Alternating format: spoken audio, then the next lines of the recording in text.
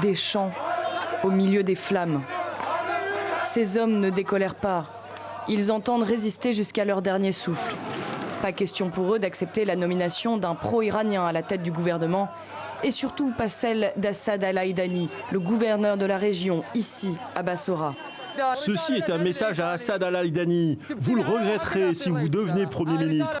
Nous sommes ici et nous ne partirons pas tant que nos revendications n'auront pas été satisfaites. Une position partagée par le président irakien. Barham Saleh a même mis sa démission dans la balance ces dernières heures dans une lettre adressée au Parlement.